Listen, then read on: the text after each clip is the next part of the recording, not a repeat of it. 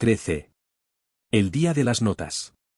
Cuando comencé este libro esperaba captar parte de las ideas que subyacen en la forma de trabajar de Pixar y Disney Animation. También esperaba que, al hablar con mis colegas, exponiéndoles mis teorías y reflexionando sobre lo que habíamos logrado juntos, aclararía mis propias ideas sobre la creatividad y cómo se cultiva, protege y mantiene. 2 años después creo haberlo logrado, aunque la claridad no se consigue fácilmente. En parte se debe a que mientras escribía este libro trabajaba a tiempo completo en Disney y Pixar, por lo que siempre había cosas que hacer.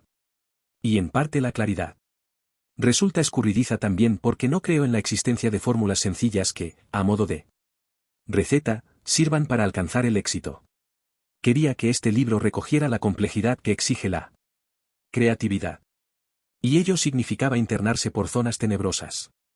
Durante el periodo en que trabajé en este libro, Disney experimentó una evolución espectacular. Su Story Trust se convirtió en un sistema de recibir y hacer comentarios francos y útiles y su equipo de producción alcanzó nuevos niveles de sofisticación técnica y guionística. Todas las películas de Disney tuvieron problemas, algo que ya esperábamos, pero encontramos formas de solucionarlos.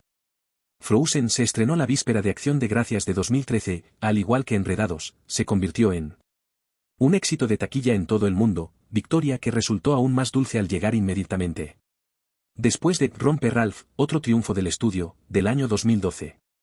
La cultura creativa existente en este momento en Disney Animation, creo, es fundamentalmente diferente de la que existía cuando Ion y yo desembarcamos en 2006.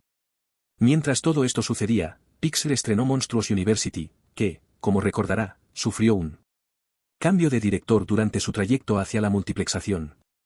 La película, nuestro 14º éxito consecutivo, recaudó $82 millones en el primer fin de semana, lo cual la convirtió en la segunda película más taquillera de Pixar, y llegó a recaudar más de $740 millones en todo el mundo. El ambiente en Pixar era de exaltación. Pero como siempre, yo seguía concentrado en los retos que nos aguardaban, fiel a nuestro objetivo de reconocer los problemas en cuanto se presentan y de dedicarnos de lleno a su solución. Ya he comentado que en cualquier empresa circulan fuerzas difíciles de apreciar. En Pixar esas fuerzas, tales como el impacto del crecimiento y las repercusiones del éxito, han suscitado varios problemas. Por ejemplo, a medida que crecíamos, hemos ido contratando una gran mezcolanza de personas. De modo que, además de los compañeros que han estado con nosotros desde siempre y que comprendían los principios que orientaban a la empresa porque vivieron los acontecimientos que los forjaron, ahora contamos con personas de más reciente incorporación.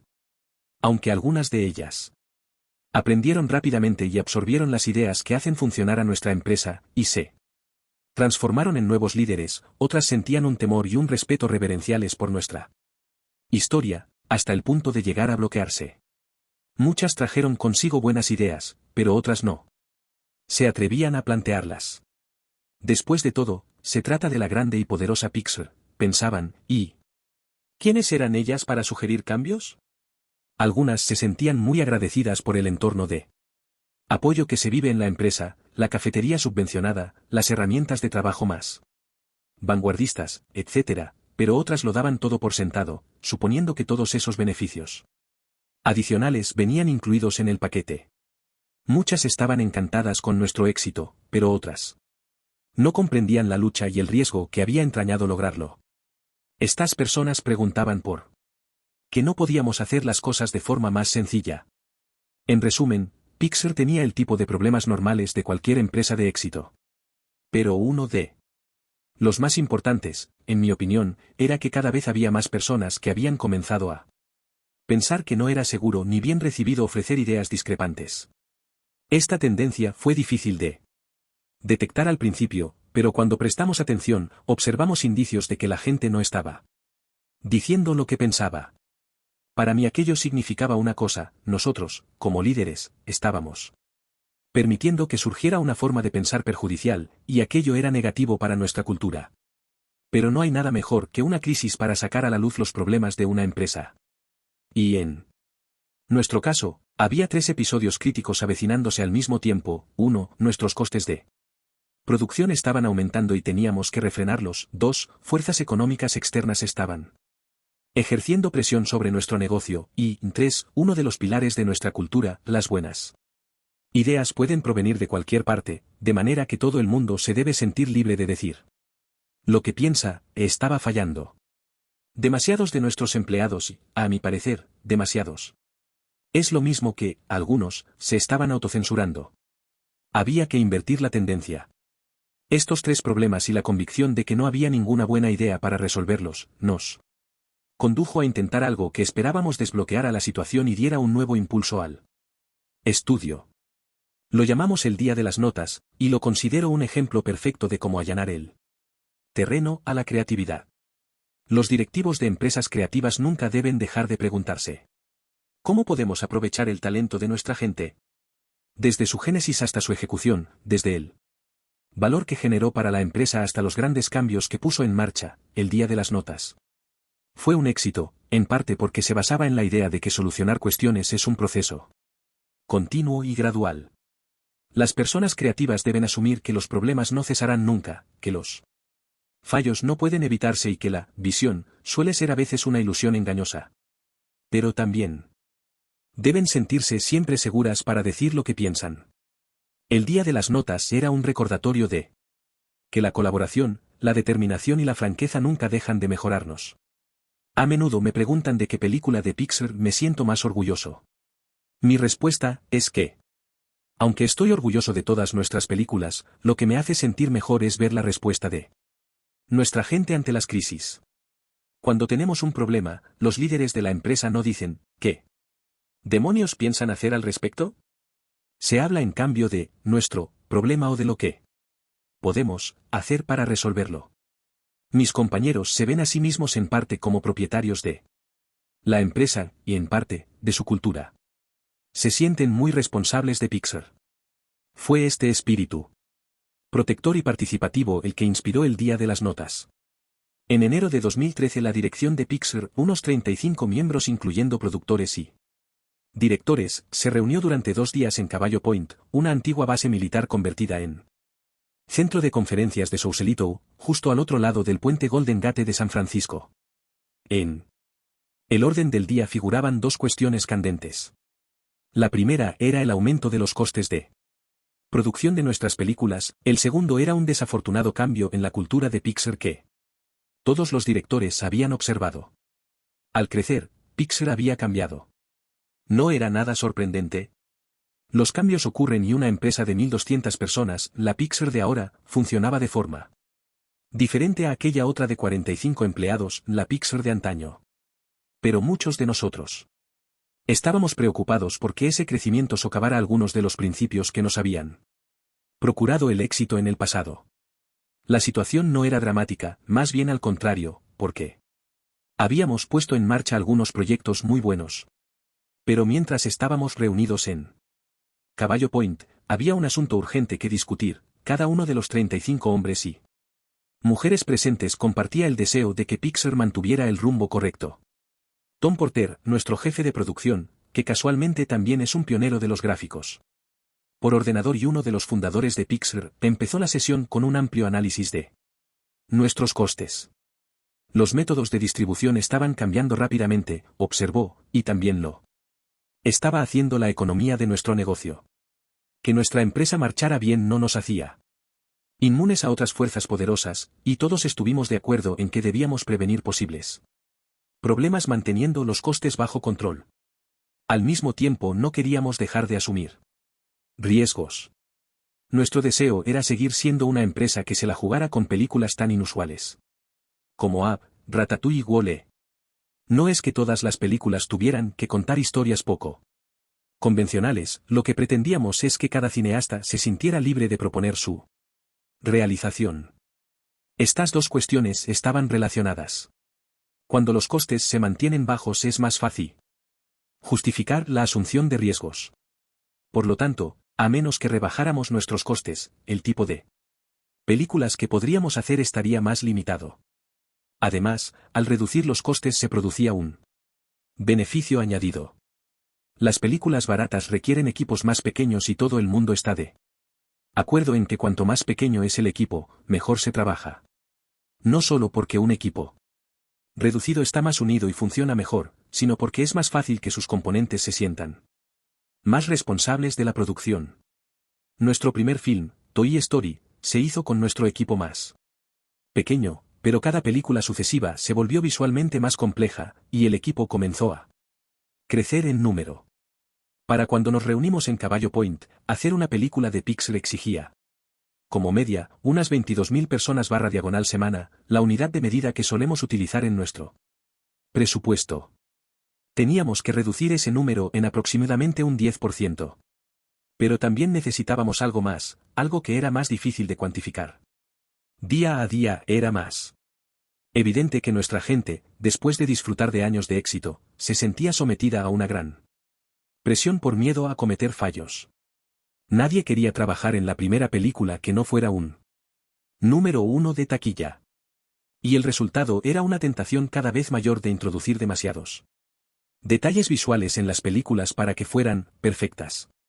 Ese deseo que parece tan honorable, al que llamamos plussing, añadir un plus a algo, iba acompañado por una especie de inquietud paralizante.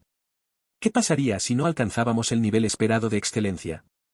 ¿Y si no lográbamos innovar visualmente? Como empresa, nuestro empeño en rehuir el fracaso también nos estaba haciendo evitar el riesgo. El fantasma de la pasada excelencia nos estaba restando parte de la energía que solíamos utilizar para alcanzarla. Además de todo ello, se había incorporado a la empresa mucha gente nueva que no había vivido los altibajos de nuestras anteriores películas. Por lo tanto, tenían ideas preconcebidas sobre lo que era trabajar en una empresa de éxito. Como suele suceder, una de las consecuencias del éxito desenfrenado es una perniciosa distorsión de la realidad. Cada vez llegaba a nuestros oídos con más frecuencia que la gente tenía opiniones sobre cosas que no funcionaban, pero no se atrevía a expresarlas. Uno de nuestros principales valores, que las soluciones pueden provenir de cualquiera y que cualquiera debe sentirse libre de exponerlas, estaba siendo poco a poco subvertido bajo nuestra vigilante mirada. Y solo nosotros podíamos impedirlo. A veces creo que la gente se ha vuelto demasiado cómoda, dijo John cuando nos reunimos en la restaurada capilla de las instalaciones. Necesita emocionarse, volver a sentirse como antes, con ganas de comerse el mundo y bulliendo de posibilidades. Esta no era la primera vez que John y yo nos preguntábamos cómo había afectado a la gente de Pixar conocer el éxito durante tanto tiempo. ¿Llegarían a darlo por sentado? En Disney existe una efervescencia y una chispa que me gustaría ver más en Pixar, dijo John.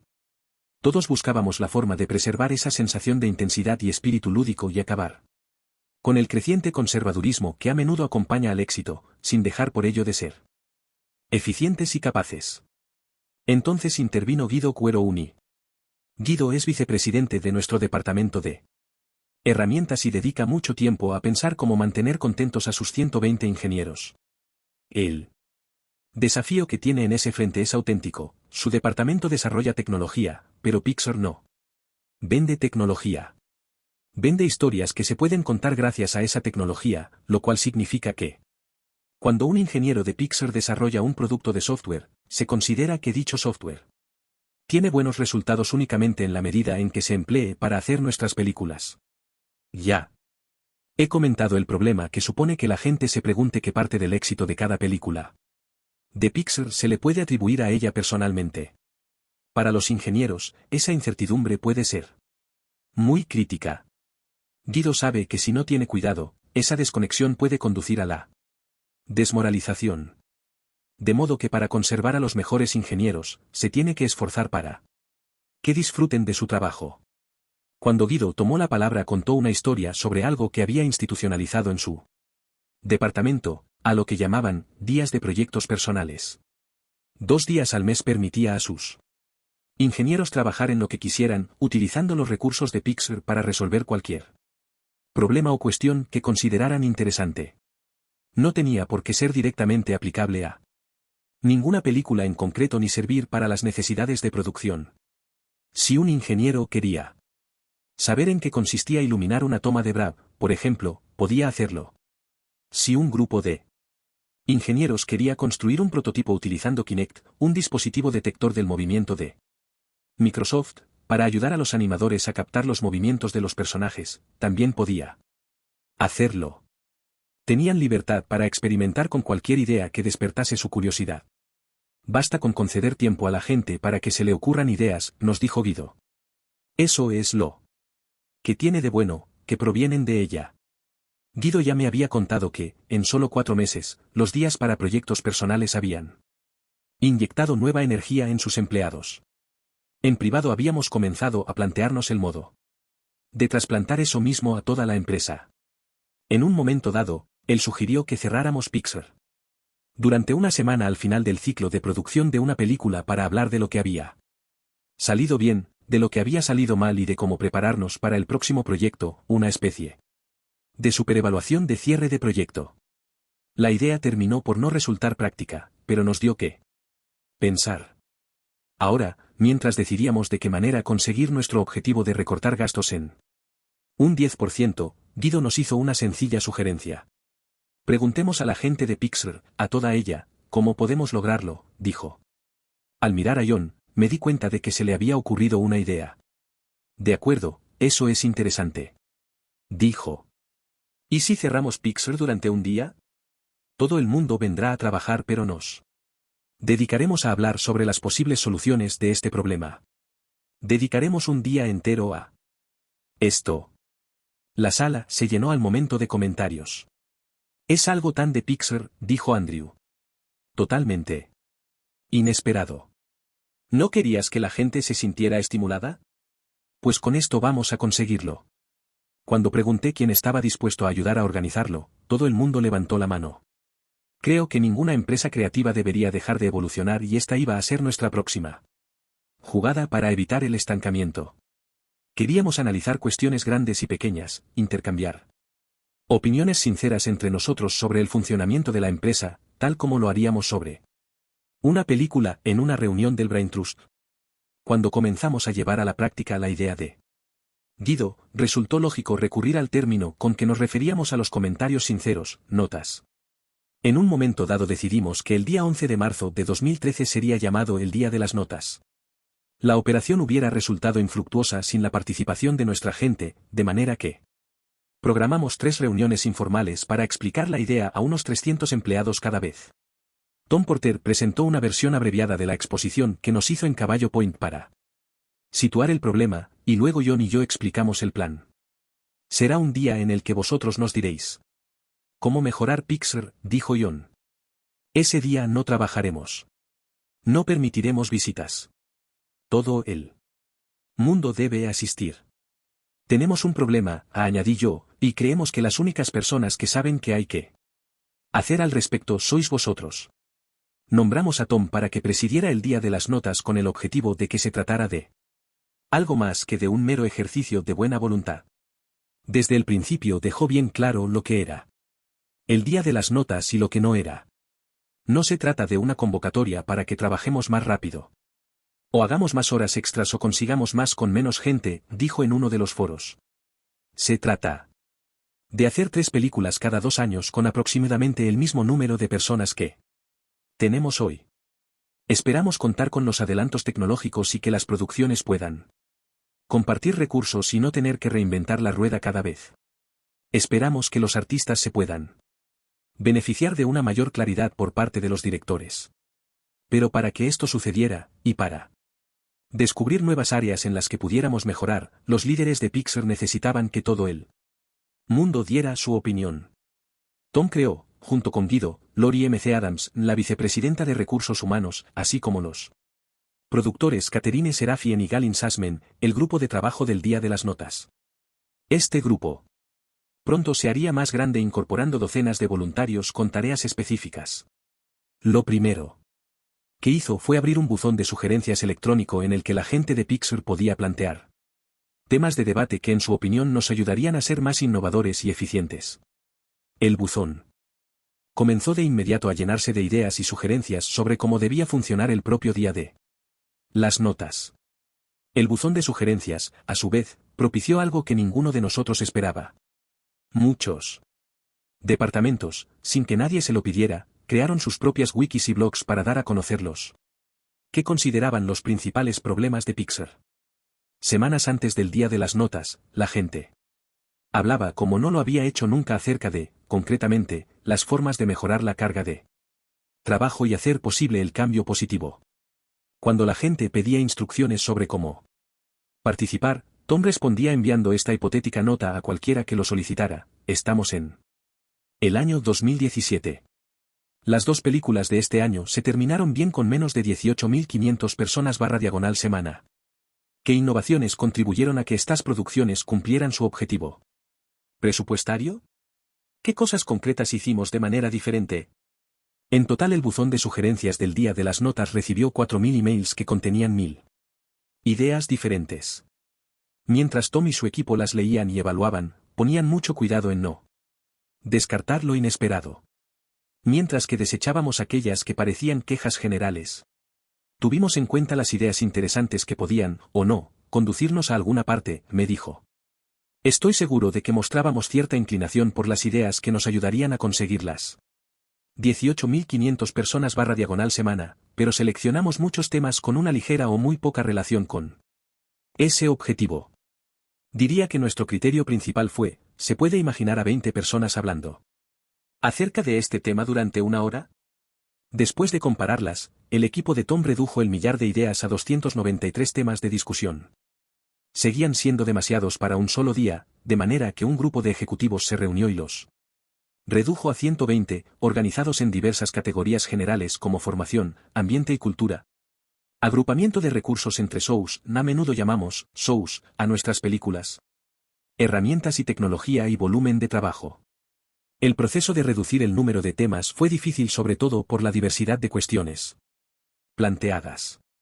Algunas eran válidas pero de tipo altamente técnico, como errores fuera de memoria relacionados con elementos escénicos inadecuadamente recortados consumen una importante cantidad de tiempo humano e informático. ¿Qué se puede hacer para mejorar la operación de recorte? Otros eran más sociológicos, por ejemplo, ¿cómo podemos recuperar la cultura de las buenas ideas provienen de cualquier sitio? Y luego estaba mi favorito: ¿cómo podemos lograr hacer una película con 12.000 personas/semana? Sí, 12.000. Este fue un tema de discusión promovido por varias personas cuya reacción ante la demanda de un recorte del 10% del presupuesto fue, naturalmente, plantear si no sería posible un recorte aún más drástico. 18.500, o lo que sea, decía el encabezamiento de un email recibido por el grupo de trabajo del día de las notas. ¿Qué pasaría?, preguntaba este remitente, si de las 3 películas que Pixar hacía cada 2 años, una de ellas fuera producida para un alcance reducido de 15.000 personas/semana o incluso de 12.500. Sin escatimar en el guión, simplemente simplificando el resto. Otra persona escribió: a mí, por ejemplo, me gustaría trabajar en una película de 10.000 personas/semana. Creo que las medidas que se emplearían para hacerla posible participarían de las utilizadas para hacer la película con 18.500 personas/semana. Y otra más preguntaba: ¿qué tipo de película haría Pixar con 12.000 personas/semana? ¿Existe alguna idea creativa que pudiera estar a la altura de nuestra reputación si se hiciera con tan poco? ¿A qué se aplicarían los recortes? ¿En qué cambiaría el proceso? El encabezamiento de ese email, por cierto, era: pongámonos radicales.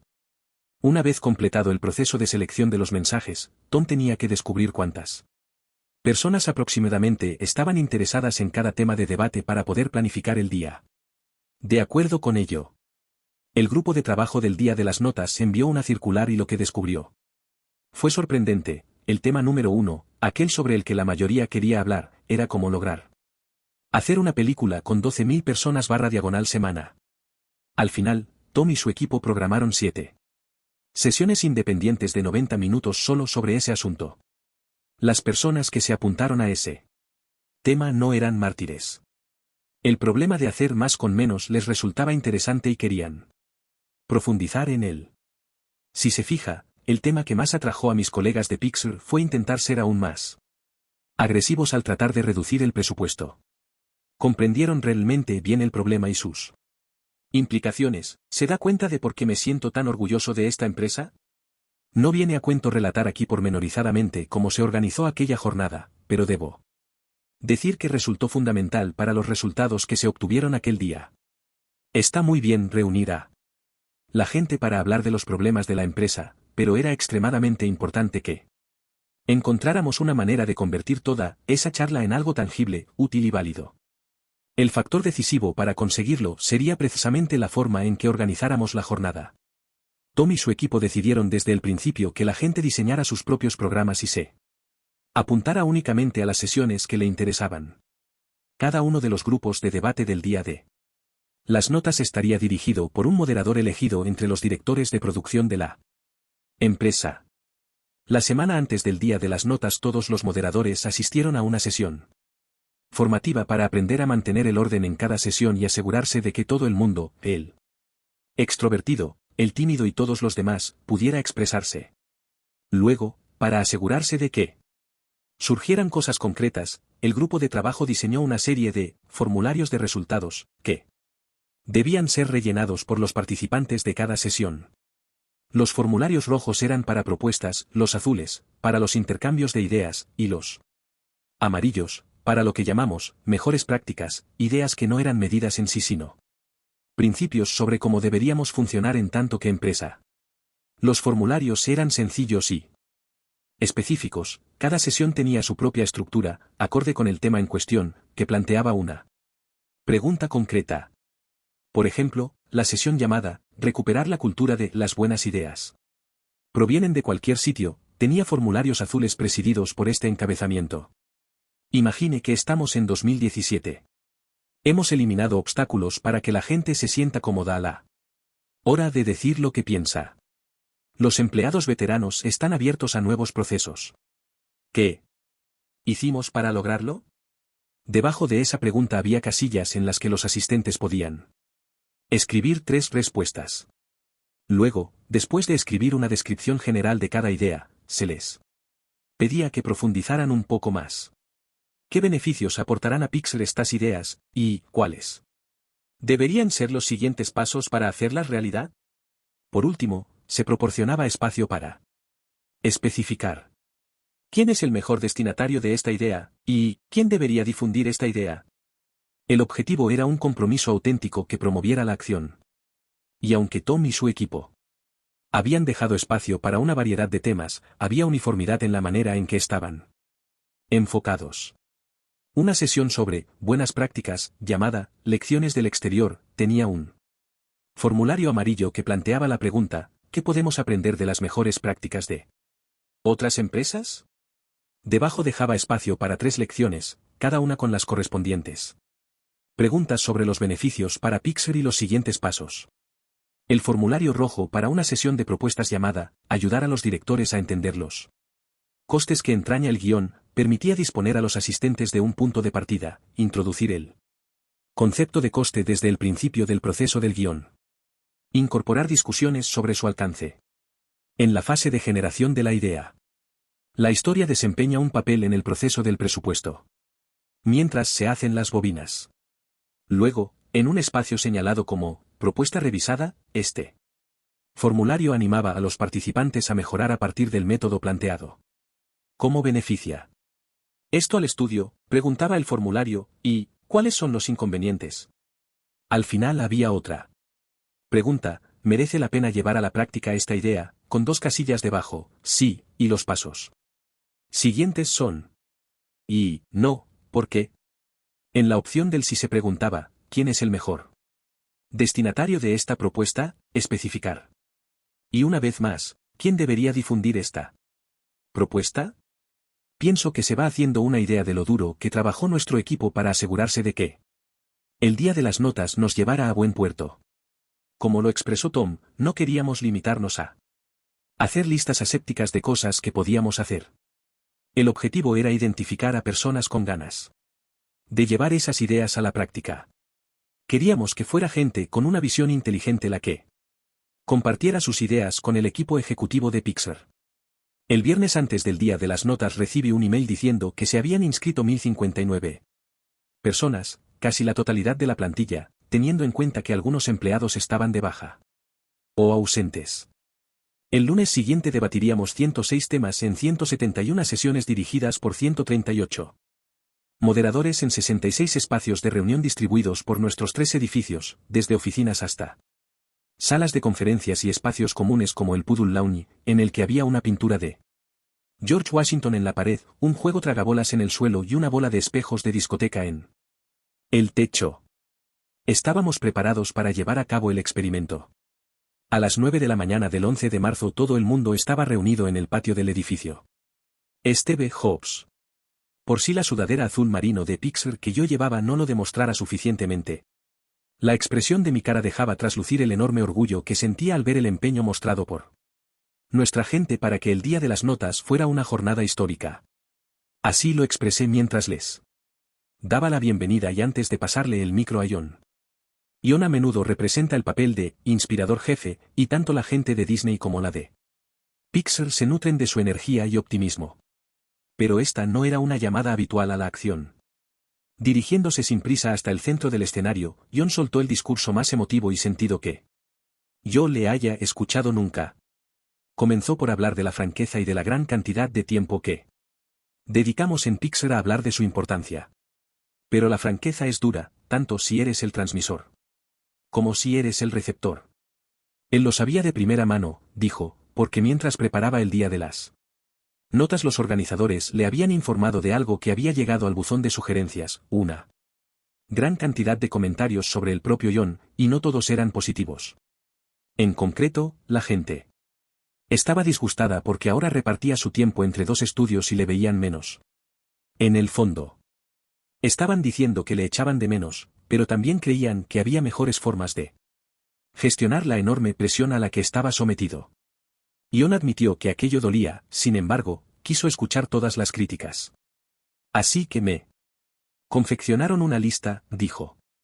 Pensé que sería de 1 página, pero me entregaron 2 páginas y media. Estas son algunas de las cosas de las que se enteró, tenía el tiempo tan contado y las reuniones con él eran algo tan preciado que la gente tendía a prepararse en exceso para verle, lo cual resultaba inútil para todos. De hecho, dijo John, había un montón de comentarios acerca de mi gestión del tiempo y sobre cómo trasladaba las emociones de una reunión a la siguiente haciendo que algunas personas se preguntaran, ¿por qué está tan enfadado con nosotros? Yo no sabía qué estuviera provocando todo eso, y aquellas 2 páginas y media resultaron realmente duras de leer. Pero fueron muy valiosas y estoy tomando medidas para subsanarlo. A pesar de la multitud congregada, no se escuchaba ni el zumbido de una mosca.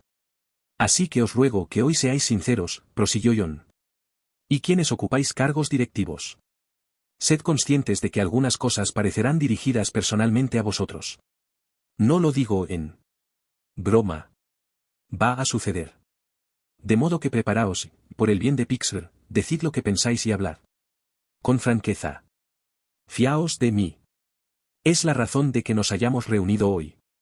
Se trata de mejorar Pixar. Para siempre, para todos vosotros y para las próximas generaciones de pixarianos.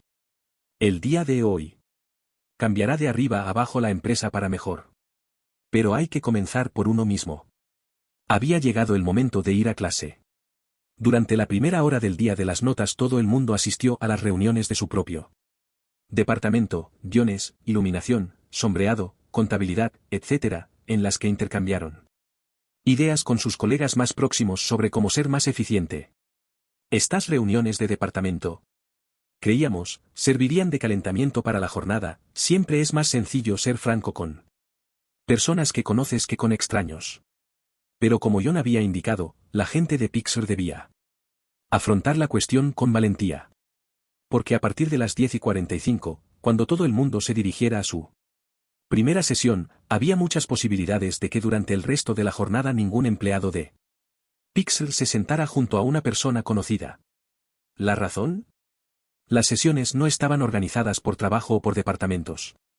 Estaban organizadas por intereses individuales.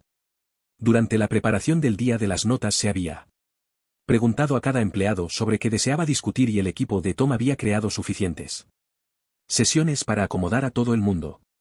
Aunque algunos temas eran tan especializados que estaban destinados a un pequeño grupo de empleados, por ejemplo, ¿cuántas soluciones tenemos para mejorar la productividad en iluminación? Otros muchos atrajeron a todo tipo de personas de la empresa, llevadas por la curiosidad. Si asistías, por ejemplo, a una sesión de intercambio de ideas, brainstorming, llamada desarrollar y apreciar un gran lugar para trabajar, con el siguiente enunciado: estamos en 2017. Nadie del estudio se comporta como si tuviera derechos. ¿Cómo hemos llegado a esto? Te encontrabas con una directiva de Pixar que trabajaba en el departamento jurídico, con otra mujer del departamento financiero, un animador veterano, un hombre de sistemas y otra docena más de personas. ¿Qué había atraído a gente tan dispar?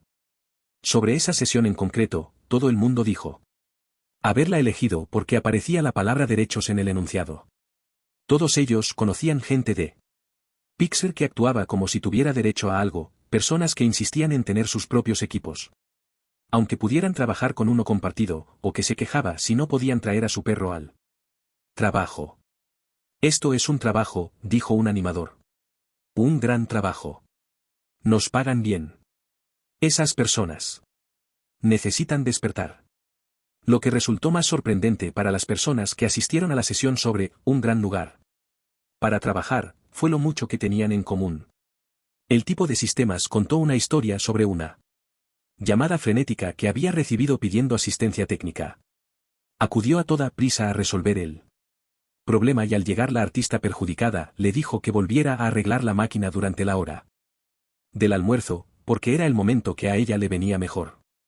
Yo también tenía que tomar mi almuerzo, dijo al grupo mientras todo el mundo asentía con la cabeza. La ejecutiva contó una historia similar sobre una solicitud de última hora para organizar una comida de trabajo sin tener en cuenta las molestias que ello iba a causar a su personal. Un animador de personajes se lamentó de no saber más de lo que hacían en otros departamentos, como iluminación y sombreado. Así resulta más fácil hablar mal unos de otros, dijo. Todas las personas de esta sesión coincidían en los mismos temas. Tenemos que conseguir que la gente se comporte más como colegas, dijo una de ellas. Me gustaría que la gente conociera mejor el proceso completo de producción, para apreciar y comprender más a fondo lo que hacen los demás. Comentó otra. Tenemos que hacer que la gente aprenda más de lo que desconoce.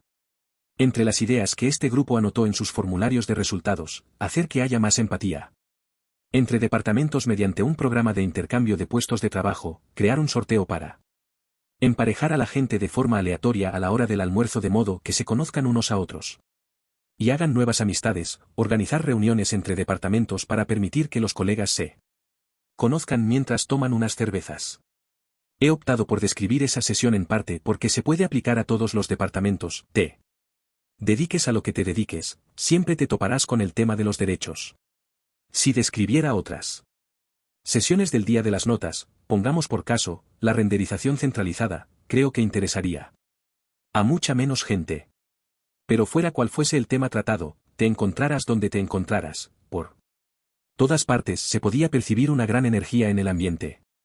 Si entrabas en uno de los servicios de Pixar o salías un momento a tomar el aire, no podías evitar oír a todo el mundo comentarlo estimulante que era el día de las notas. Teníamos la sensación de estar haciendo algo que cambiaría las cosas. A mitad del día, Tom reunió a los moderadores para comprobar, brevemente, cómo se iban desarrollando las cosas y que le contaran sus experiencias hasta entonces.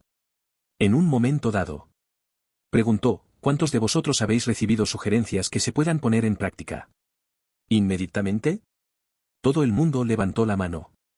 Habíamos tomado la decisión de apartar a los ejecutivos, directores y productores de Pixar de las sesiones del día de las notas.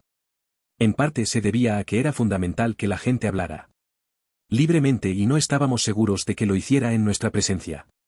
También lo hicimos porque había temas concretos que teníamos que tratar entre nosotros. Supervisión creativa, siguen siendo las sesiones del Brain Trust tan útiles como hace 10 años, tono y temperamento del liderazgo. Cómo promover mejor una cultura de inclusión en la que todo el mundo pueda sugerir una idea que facilite el trabajo, la necesidad de gastar dinero allí donde resulte más beneficioso. Tenemos un sistema que es vulnerable al exceso, que recompensa a los perfeccionistas y complacientes, como ¿Gestionar el perfeccionismo y el deseo de innovar? Sabía que las cosas iban bien por las expresiones de los rostros de nuestros colegas mientras se apresuraban de una sesión a la siguiente. Sonreían satisfechos. Al final del día, cuando toda la empresa se reunió fuera para tomar una cerveza, perritos calientes y hacer un análisis urgente, me di cuenta de que la gente de diferentes departamentos seguía hablando de lo que se habían tratado en las salas. Todo el recinto estaba recorrido por una energía electrizante. Este era el Pixar que ellos querían, que nosotros queríamos. Me detuve en varios tablones de anuncios en los que habíamos animado a la gente a compartir sus impresiones. Algunas de las que aparecían bajo las distintas categorías eran las siguientes. Mejor momento del día de las notas, la franqueza de John Lasseter. Algo nuevo que he aprendido hoy, la gente se preocupa, la gente puede cambiar. ¿Cuánta gente nueva he conocido hoy? 23 personas. Y luego estaba esto, el día de las notas es la prueba de que Pixar se preocupa por la gente tanto como por las finanzas. Y, repitámoslo el año que viene. A la mañana siguiente recibí emails de cientos de empleados. Uno de ellos, un dibujante de storyboards, captaba perfectamente el sentimiento expresado por muchos. Hola, Ed, decía. Solo quería darte las gracias por el día de las notas. Fue una jornada realmente asombrosa. Estimulante, educativa, como oí repetidamente durante el día, para muchas personas fue catártica. Sí. Había cinismo por alguna parte, yo no lo aprecié. Viéndolo en la distancia, sentí como si la empresa se encogiera un poco. Conocí a varias personas y puntos de vista completamente nuevos, y me enteré de los problemas de otros departamentos y de cómo los solucionaban. No sé si existe una forma de medir el impacto del día de las notas, pero donde yo me encontraba era enorme. Al final creo que todos nos marchamos con una sensación de responsabilidad sobre este increíble lugar y sobre su futuro. Con la sensación de estamos todos en el mismo barco. La franqueza de John y el valor de comentar las críticas recibidas, pusieron el listón muy alto. Su confesión hizo que toda la empresa le apoyara, y fue una de las mejores muestras de liderar con el ejemplo que se me ocurren. Creo que todos podemos aprender de ello y aceptar nuestros propios errores con la misma humildad y elegancia. Muchas gracias por crear un entorno en el que se puede debatir de esta manera. Como se recordará, los formularios de resultados rellenados por los participantes en el día de las notas no se andaban con chiquitas a la hora de preguntar, ¿quién debe promover esta propuesta? Ello tenía un propósito, queríamos que las mejores ideas se llevaran a la práctica, no que quedaran relegadas a un cajón. De modo que en las semanas siguientes al día de las notas, todos aquellos que se habían ofrecido para promocionar las ideas, fueron convocados a trabajar con Tom y su equipo para preparar sus intervenciones. Luego las expusieron ante mí, John y nuestro director general, Jim Morris, y todos juntos empezamos a llevar a la práctica lo más conveniente. En otras palabras, las ideas que surgieron el día de las notas no se quedaron acumulando polvo en un cajón. Contribuyeron de manera significativa a mejorar Pixar. Los cambios de procedimientos concretos parecerán triviales a cualquiera que no trabaje en animación, pusimos en marcha una manera más rápida y segura, por citar un pequeño ejemplo, de ofrecer los últimos cortes de películas a los directores, pero cuando se sumaban todos, resultaban importantes. En unas semanas, después del día de las notas, pusimos en marcha 4 buenas ideas, nos comprometimos con 5 más y señalamos una docena más para desarrollarlas. Todas ellas servían para mejorar nuestros procesos, nuestra cultura o la manera en que Pixar se gestiona. Lo más importante es que acabamos con el bloqueo que estaba impidiendo la franqueza y volviéndose peligroso. Algunas personas medirían el éxito de ese día por los resultados concretos obtenidos y, de hecho, también eso lo hemos tenido en cuenta. Pero la auténtica mejora procede del rigor y de la participación. Por esta razón, creo que el mayor beneficio del día de las notas fue que hicimos posible que la gente dijera lo que pensaba. El día de las notas permitía estar en desacuerdo. Eso y la sensación que tenía nuestra gente de que formaban parte de la solución fueron sus mayores aportaciones. ¿Qué permitió funcionar al día de las notas? En mi opinión, se debió a 3 factores. Primero, había un objetivo claro y centrado. No se trataba de una discusión general sino de un debate de gran alcance, organizado en torno a temas sugeridos por los empleados de la empresa, no por recursos humanos o por los ejecutivos de Pixar, destinado a abordar una realidad específica, la necesidad de reducir nuestros costes en un 10%. Aunque se permitió, o incluso se fomentó, que los temas de discusión trataran de aspectos al parecer solo vagamente relacionados con este objetivo, el hecho de que estuviera ahí fue clave.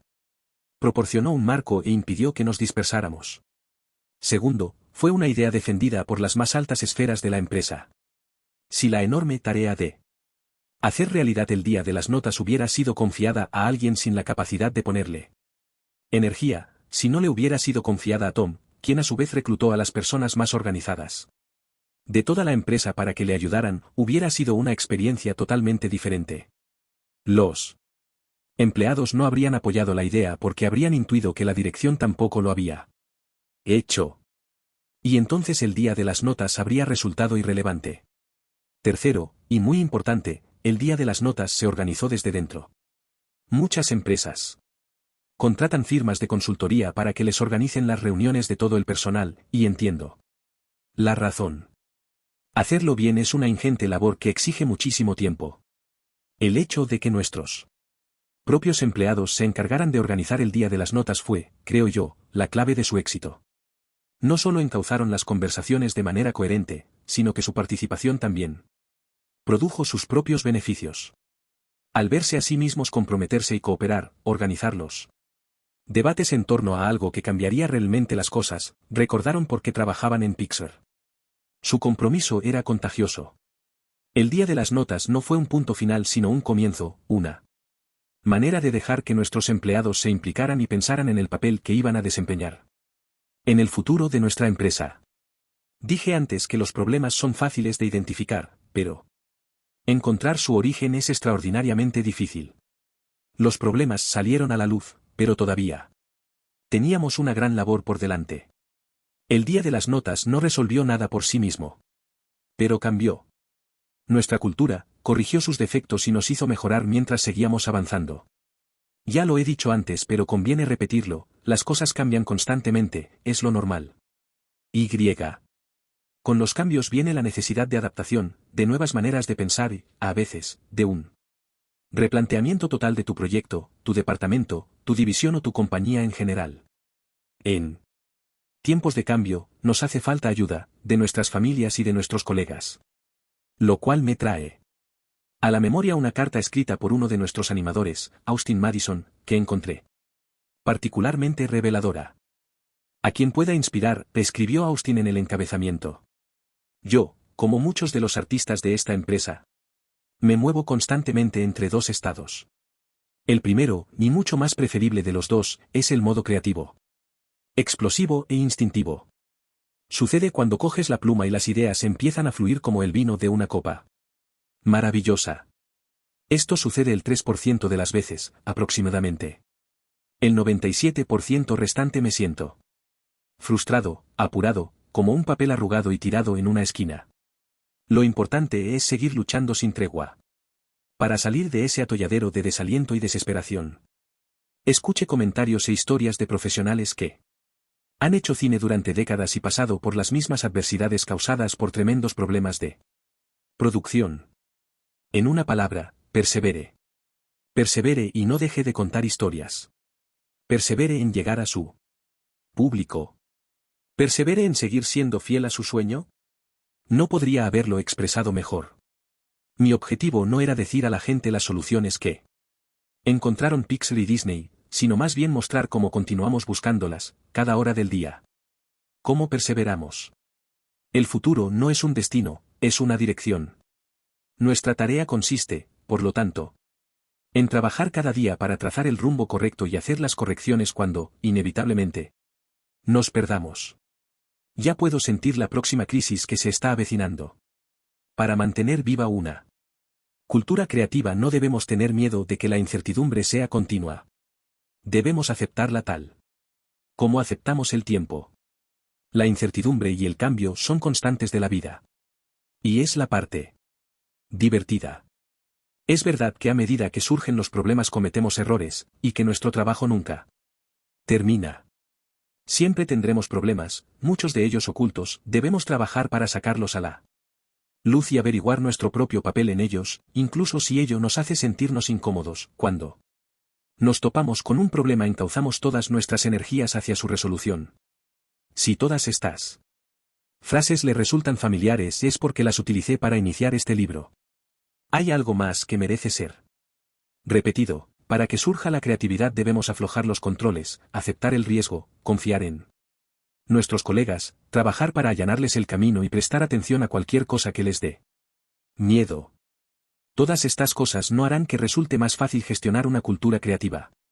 Pero la facilidad no es la meta, la excelencia sí lo es. Epílogo.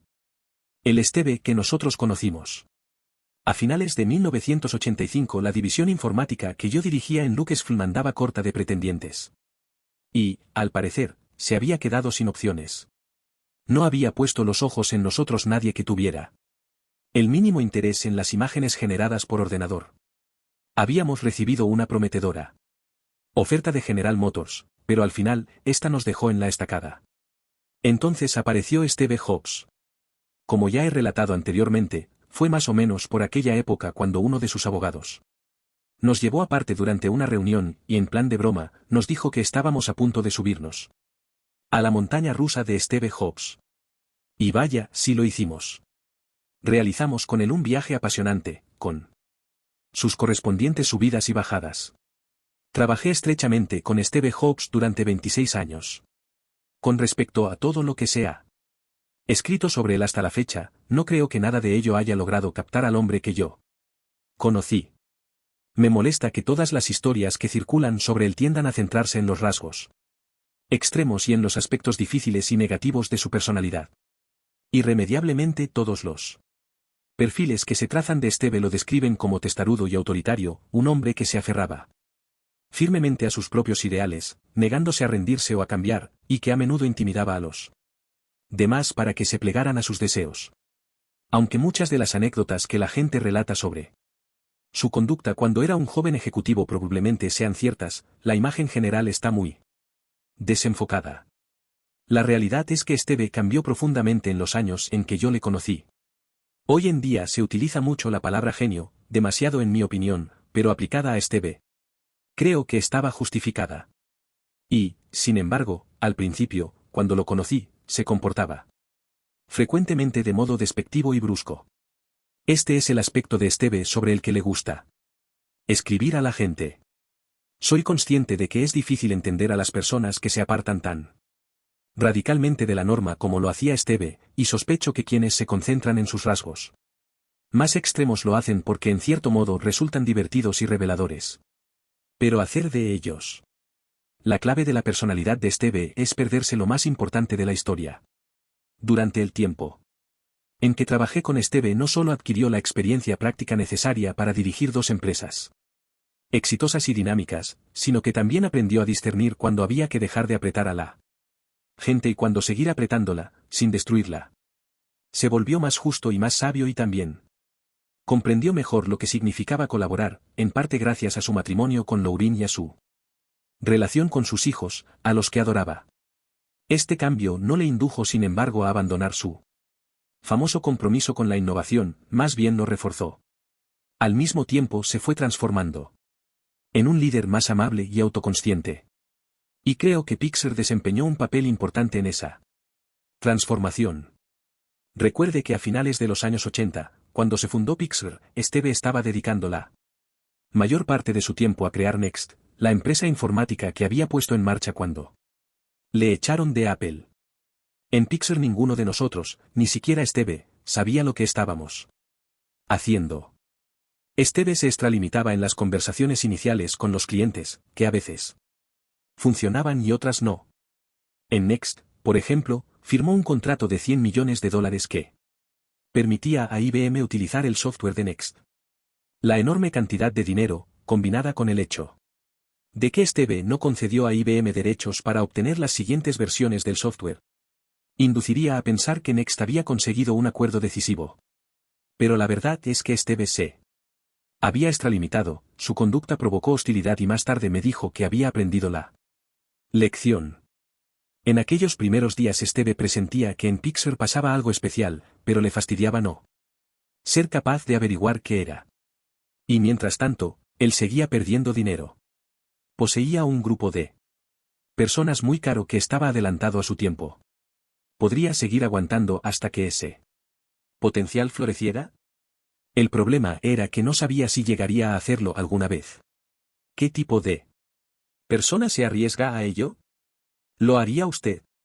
Tendemos a considerar las emociones y la lógica como dos campos que se excluyen mutuamente. Pero no Esteve. Desde el comienzo, cuando tomaba decisiones, la pasión era una parte clave de sus cálculos. Al principio lo hacía de una manera desmañada, lanzando afirmaciones extremistas o escandalosas y desafiando a la gente para que respondiera. Pero en Pixar, aunque todavía nos faltaba mucho para ser rentables, esa agresividad se veía atemperada porque reconocía que nosotros sabíamos cosas sobre gráficos y sobre cómo contar historias que él desconocía. Respetaba nuestra determinación de ser los primeros en realizar un largometraje animado por ordenador. No nos decía cómo teníamos que hacer nuestro trabajo ni venía a imponernos su voluntad. Aunque no supiéramos cómo alcanzar la meta, nuestra pasión era algo que Esteve reconocía y valoraba. Eso es lo que en última instancia nos unió a Esteve, a John y a mí, la pasión por la excelencia, una pasión tan ardiente que estábamos dispuestos a discutir, pelear y permanecer juntos, incluso cuando las cosas se ponían terriblemente incómodas. Recuerdo haberme quedado asombrado por la respuesta de Esteve a la pasión cuando estábamos trabajando en nuestra segunda película, Bichos. Existía un desacuerdo interno en cuanto a la relación de aspecto de la película, la relación proporcional entre su anchura y su altura. En los cines las películas se proyectan en formato de pantalla panorámica, en el que la anchura de la imagen es más del doble de la altura. En las televisiones de la época, en cambio, la anchura de la imagen era solo un tercio mayor que la altura, más bien una forma cuadrada. Cuando haces una versión de vídeo de una película pensada para pantalla panorámica, que será proyectada en un monitor de televisión, o bien terminas con bandas negras en la parte superior e inferior de la pantalla, o bien cortas los lados de la imagen completamente, con lo cual ninguna de las dos proyecciones hace justicia a la película original. En Bichos la gente de marketing estaba enfrentada a los realizadores. Estos optaban por el formato de pantalla panorámica porque en su opinión era lo adecuado para el visionado de la película en los cines, que consideraban más importante que la experiencia del visionado casero. Por considerar que los consumidores no estarían muy inclinados a comprar un vídeo con bandas negras en la parte superior e inferior de la pantalla, los de marketing sostenían que el formato panorámico supondría una reducción de las ventas de DVD. Esteve, que no era un cinéfilo, coincidía con la gente de marketing en que saldríamos económicamente perjudicados si estrenábamos la película en pantalla panorámica. El debate en torno a la cuestión seguía sin resolverse cuando, una tarde, decidí llevar a Esteve a recorrer las oficinas para que pudiera ver en acción algunos de los departamentos de Pixar, y terminamos en una sala llena de gente trabajando en la iluminación de una escena de Bichos. El diseñador de producción de la película, Bill Cone, estaba mostrando algunas imágenes en unos monitores que por casualidad eran de formato panorámico. Al verlas, Esteve intervino a su manera diciendo que era, de locos, hacer una película para pantalla panorámica. Bill tuvo el valor de volverse hacia él y explicarle por qué el formato panorámico era absolutamente fundamental desde un punto de vista artístico. A lo cual siguió un intenso tira y afloja. Yo no lo llamaría discusión, pero fue sin lugar a dudas una conversación acalorada que quedó inconclusa. Esteve y yo continuamos nuestra ronda de visitas. Más tarde Bill vino a verme con aspecto nervioso. Oh, Dios mío, dijo. He estado discutiendo con Esteve Jobs. ¿La he fastidiado? Al contrario, le dije. Has ganado. Yo veía algo que Bill era incapaz de percibir. Esteve había reaccionado a la pasión de Bill. Respecto a la cuestión. El hecho de que Bill estuviera dispuesto a defender lo que creía de forma tan convincente y bien expresada demostró a Esteve que las ideas de Bill merecían respeto. Esteve nunca más volvió a plantear la cuestión del formato No es que la pasión superara a la lógica en la mente de Esteve. Era muy consciente de que las decisiones nunca deben estar basadas únicamente en emociones. Pero también sabía que la creatividad no era lineal, que el arte no era comercio y que insistir en aplicar la lógica del dinero era poner en peligro aquello que nos distinguía de los demás. Esteve era consciente del valor de ambos términos de la ecuación, lógica y emoción, y la manera en que mantenía el equilibrio entre ambos era la clave para comprenderle. A mediados de los años 90 se hizo evidente que Pixar, que llevaba alojada mucho tiempo en unos cuantos edificios atestados y decadentes de Point Richmond, en California, iba a necesitar un nuevo hogar. Había llegado el momento de construir una nueva sede, un lugar propio y adecuado a nuestras necesidades. Esteve se dedicó a diseñarlo en persona y el magnífico edificio que ocupamos hoy es el resultado de todo ese trabajo. Pero no fue una tarea sencilla. Los primeros bocetos de Esteve estaban basados en algunas ideas peculiares que tenía sobre cómo forzar la interacción entre la gente. Durante una reunión del personal fuera de las instalaciones de la empresa convocada en 1998 para discutir estos planes, varias personas protestaron contra su intención de construir un único servicio para mujeres y otro para hombres.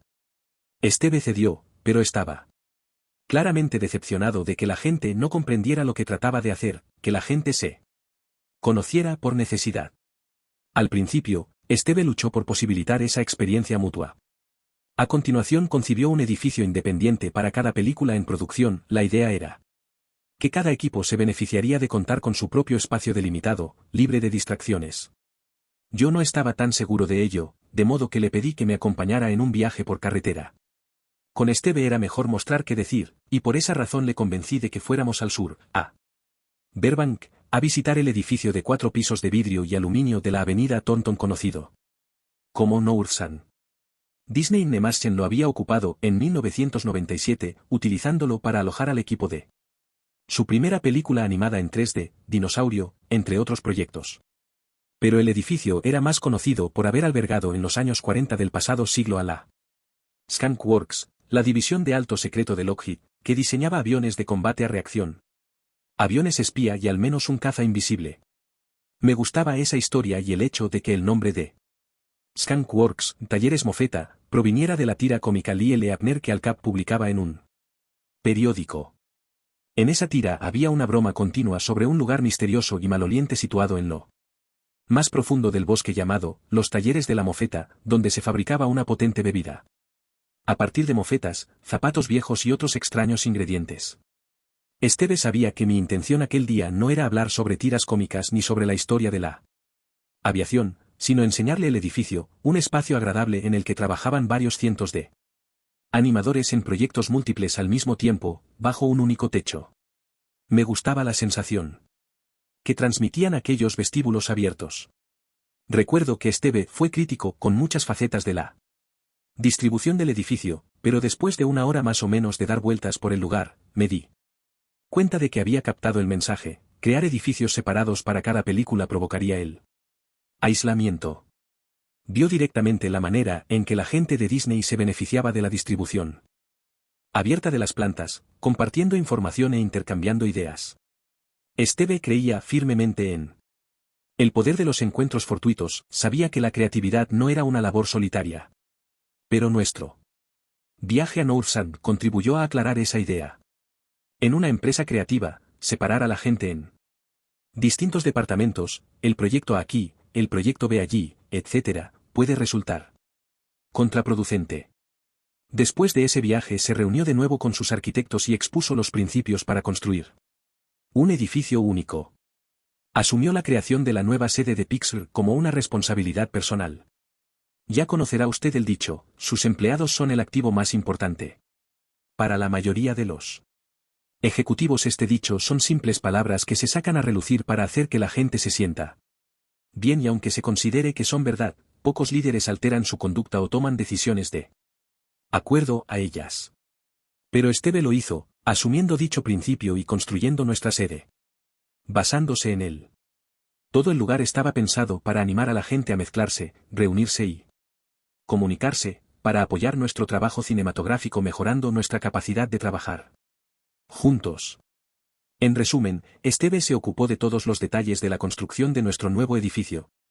Desde los puentes de acero abovedados que atraviesan el patio central hasta el tipo de sillas de nuestras salas de visionado. No quería que se percibieran barreras, de manera que las escaleras eran abiertas y acogedoras. Quería que hubiera un único acceso al edificio para que todos nos viéramos. Cuando entrábamos, teníamos salas de reuniones, servicios, una sala de correo, 3 cines, una zona de juegos y otra de restaurantes, todo ello en el patio central, donde, hasta la fecha, todo el mundo se reúne para comer, jugar al ping-pong o ser informado por los líderes de Pixar sobre la marcha de la empresa. Todo ello dio como resultado un tráfico de personas que se tropezaban cada día involuntariamente, lo cual producía un aumento de la comunicación y de los encuentros fortuitos. El edificio emanaba energía. Esteve había concebido todo ello con la metalógica de un filósofo y la meticulosidad de un artesano. Creía en los materiales sencillos, magistralmente aplicados. Quería todo el acero visto, no pintado. Quería puertas de cristal al mismo nivel que las paredes. No es de extrañar que cuando se inauguró en el otoño de 2000, después de 4 años de planificación y construcción, la gente de Pixar, que normalmente trabajaba durante 4 años en cada película, le diera por llamar al edificio, la película de Esteve.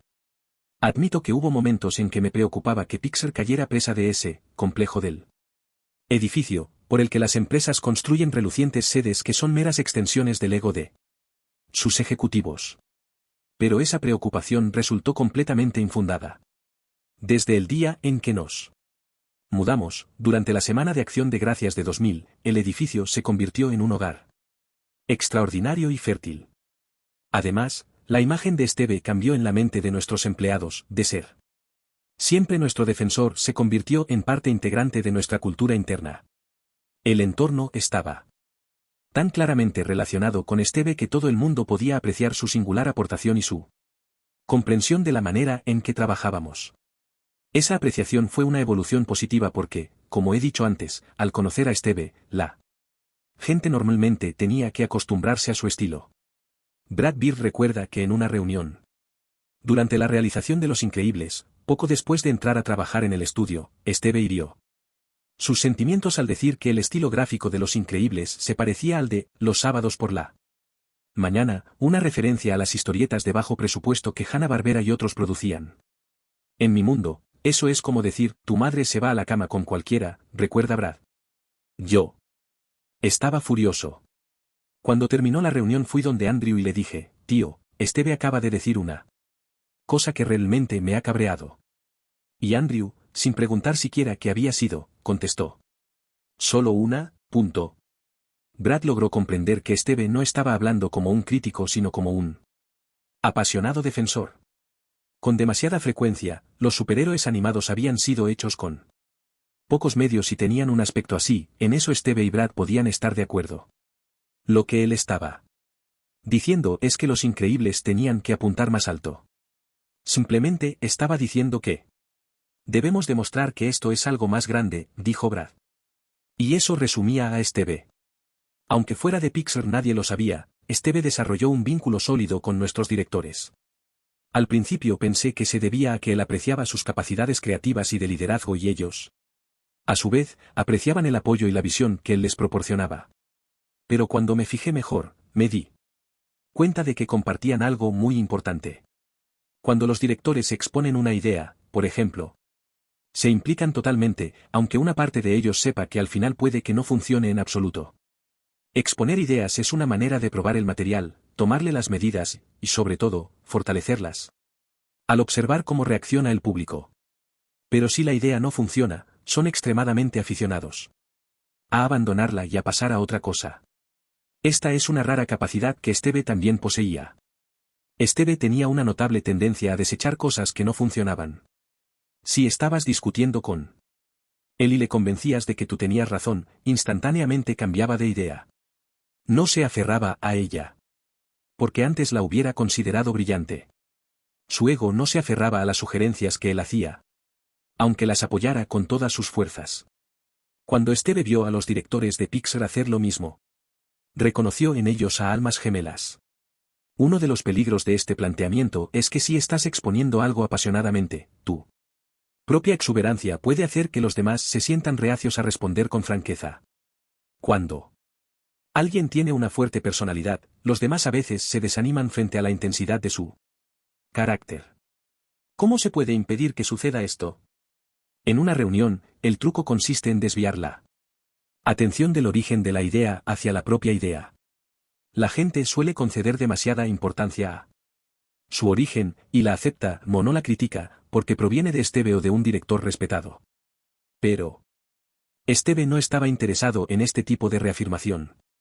Le recuerdo incontables veces lanzando ideas, algunas bastante estrafalarias por cierto, simplemente para ver el efecto que causaban. Y si no gustaban, sencillamente las desechaba. Esto es, en efecto, una manera de contar historias, buscando la mejor forma de encuadrar y comunicar una idea. Quienes no conocían a Esteve malinterpretaban ese flujo de ideas como una defensa de las suyas propias. Y percibían equivocadamente su entusiasmo o insistencia como intransigencia o obstinación. Lejos de ello, lo que hacía era calibrar las reacciones ante sus ideas para ver si debía o no defenderlas. Esteve no suele ser descrito como un contador de historias y siempre tenía mucho cuidado en decir que no sabía nada acerca de hacer cine. Sin embargo, parte de esa relación con nuestros directores provenía del hecho de que conocía lo importante que era construir una historia que conectara con la gente. Esa era una cualidad que utilizaba en sus presentaciones en Apple. Cuando se ponía en pie frente al público para presentar un nuevo producto, comprendía que sería un comunicador más eficaz si contaba una historia, y cualquiera que le haya visto alguna vez podrá decir que eran actuaciones extraordinarias y cuidadosamente preparadas. En Pixel Esteve tenía la posibilidad de participar en la elaboración de las historias de otras personas, y creo que este proceso le ayudó a comprender mejor la dinámica humana. Había algo en él hecho de aplicar su intelecto a la emoción de una película, tenía sentido, resultaba creíble, que le liberaba, y llegó a comprender que el éxito de Pixar dependía de que sus películas conectaran profundamente con el público. Teniendo en cuenta cómo se ha descrito su conducta en el pasado, diría que hacer comentarios constructivos a un director vulnerable sobre una película todavía sin terminar no era algo que Esteve pudiera hacer con delicadeza. Pero, de hecho, con el tiempo llegó a hacerlo muy bien. Pete Docter recuerda que Esteve le dijo una vez que en su próxima vida regresaría como director de Pixar. No me cabe ninguna duda de que si lo hiciera sería uno de los mejores. A medida que el verano daba paso al otoño de 2003, cada vez resultaba más difícil localizar a Esteve. Era conocido por responder a sus correos electrónicos en cuestión de minutos, a cualquier hora del día y de la noche. Pero ahora le llamaba o le mandaba un email y no obtenía respuesta. En octubre apareció por Pixar, lo cual era inusual a menos que hubiera una reunión de la junta directiva, ya que nos comunicábamos por teléfono. Cuando John y yo nos reunimos con él, Esteve cerró la puerta y nos dijo que había tenido un dolor en la espalda que no se le iba. Su doctor le había mandado hacerse un TAC que reveló la existencia de un cáncer de páncreas. El 99% de las personas a las que se diagnostica este cáncer no están vivas al cabo de 5 años, nos dijo. Esteve estaba dispuesto a luchar, pero sabía que podía no ganar. En los siguientes 8 años, Esteve probó una variedad aparentemente interminable de tratamientos, tanto tradicionales como experimentales. Mientras su energía iba decayendo, nuestra comunicación se volvió más escasa, aunque seguía llamando cada semana para ponerse el día, ofrecer consejos y expresar sus inquietudes. Durante este periodo John y yo fuimos en coche hasta Apple para almorzar con él. Después de comer, Esteve nos llevó a una sala de seguridad donde Apple guardaba los productos más secretos y nos mostró un primer prototipo de una cosa llamada iPhone. Tenía una pantalla táctil que interactuaba con el usuario, haciendo que la navegación resultara no solo sencilla, sino divertida. Al instante nos dimos cuenta de que los teléfonos que llevábamos en el bolsillo eran unos trastos antiguos. Estaba especialmente entusiasmado con él, dijo, porque su objetivo no era simplemente crear un teléfono para que la gente lo usara, sino uno del que la gente se enamorara, un teléfono que mejorara sus vidas, tanto en la cuestión funcional como en la estética. Pensaba que Apple había logrado crear un dispositivo así. Mientras salíamos de la sala de seguridad, Steve se detuvo en el pasillo y dijo que había elaborado una lista con 3 cosas que quería hacer antes de zarpar. Recuerdo que esas fueron las palabras que utilizó. Una meta que le importaba mucho cumplir era lanzar el producto que nos acababa de enseñar junto con algunos otros que, en su opinión, garantizarían el futuro de Apple. La segunda era asegurar que Pixar siguiera teniendo éxito. Y la tercera y más importante era poner a sus 3 hijos en el buen camino. Le recuerdo diciendo que esperaba estar presente cuando su hijo Reed, entonces en 8º curso, terminara el bachiller. Escuchar a este hombre, antes imparable, reducir sus esperanzas y ambiciones a un puñado de últimos deseos resultaba desgarrador, desde luego, pero recuerdo a Steve diciéndolo con total naturalidad. Parecía haber aceptado la inevitabilidad de su desaparición. Al final consiguió cumplir los 3 objetivos. Un domingo por la tarde de febrero de 2007 mi hija Ginny y yo salimos de un coche y avanzamos por una larga alfombra roja donde nos dimos de bruces con Steve Jobs.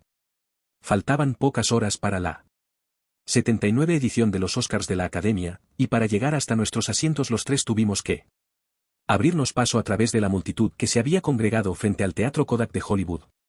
Cars había sido nominada como mejor película de animación, y como todos los aspirantes al premio.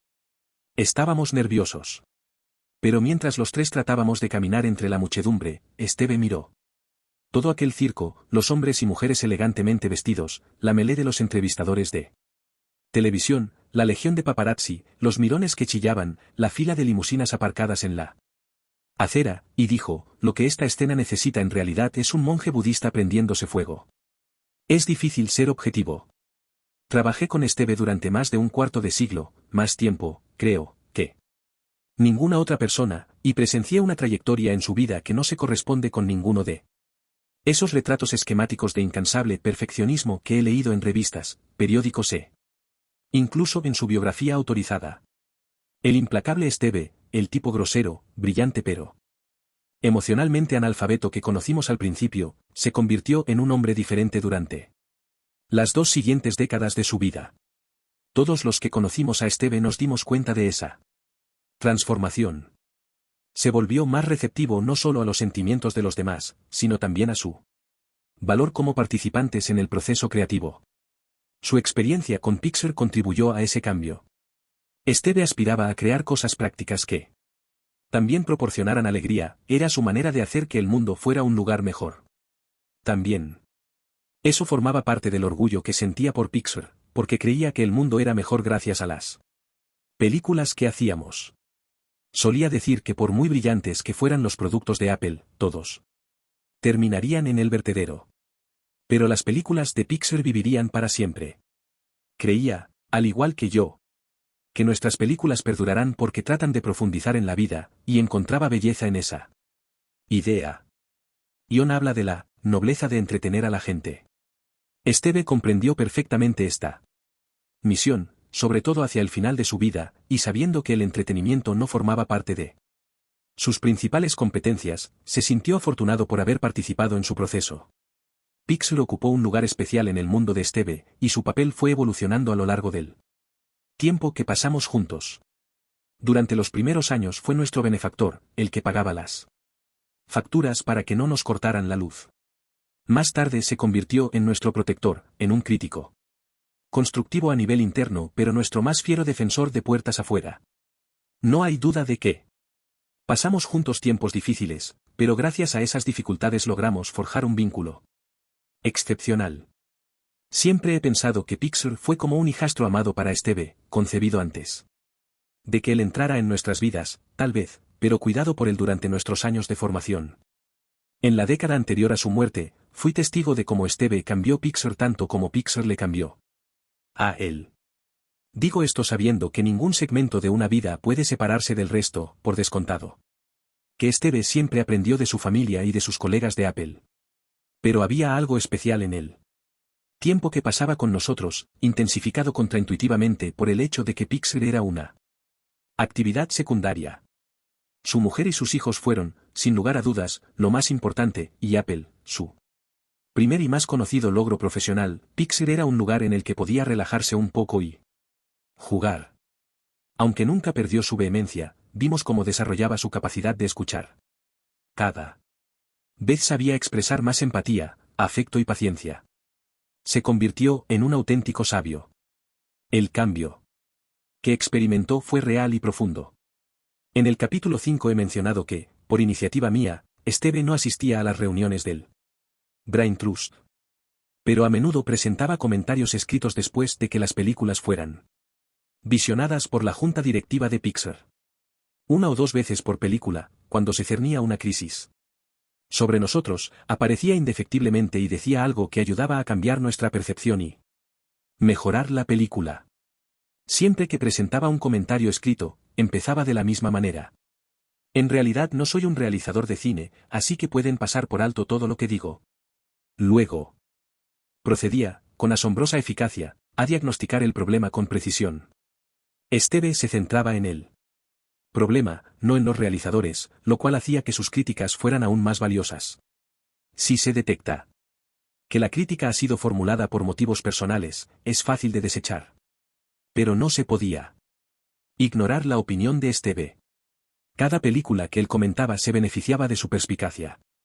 Y aunque al principio sus opiniones podían oscilar descontroladamente, y sus comentarios resultar bruscos, se fue volviendo capaz de expresarse mejor y de ser más considerado con los sentimientos de los demás a medida que pasaba el tiempo. Aprendió a captar el ambiente, demostrando tener facultades que años antes yo no pensaba que poseyera. Algunas personas han dicho que se dulcificó con la edad, pero no creo que esa sea una descripción adecuada de lo que pasó. Es demasiado pasivo, como si se hubiese limitado a soltar las riendas.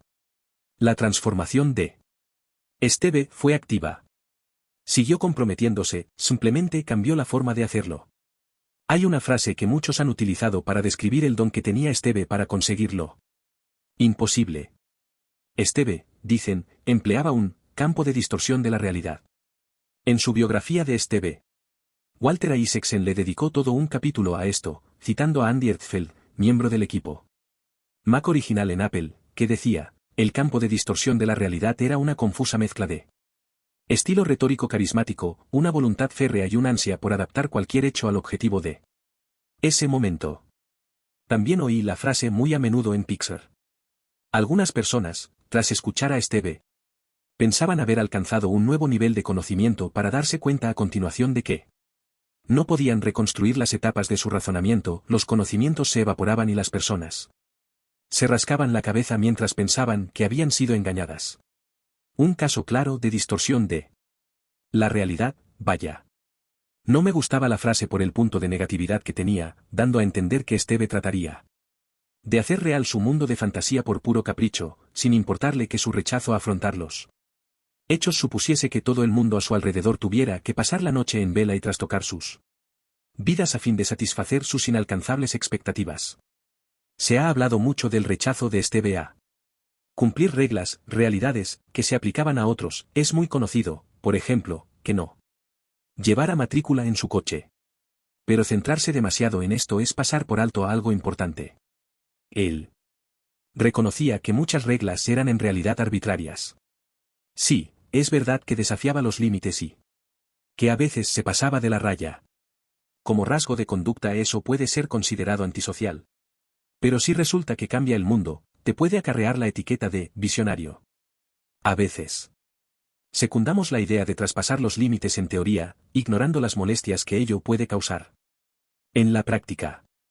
Antes de que Pixar se llamara Pixar, su objetivo era alcanzar algo que no había sido hecho nunca antes. Para mí, había sido el objetivo de mi vida, y mis colegas de Pixar, Steve entre ellos, también. Estaban dispuestos a dar ese salto, antes de que los ordenadores tuvieran la suficiente velocidad o memoria para hacerlo realidad. Una característica de las personas creativas es que imaginan hacer posible lo imposible. Ese imaginar, soñar, improvisar, rechazar audazmente lo que, de momento, se considera la verdad, es la manera de descubrir lo nuevo o lo importante. Steve comprendió el valor de la ciencia y la ley, pero también entendía que los sistemas complejos responden de forma no lineal e impredecible. Y que la creatividad, en su mejor expresión, siempre nos sorprende.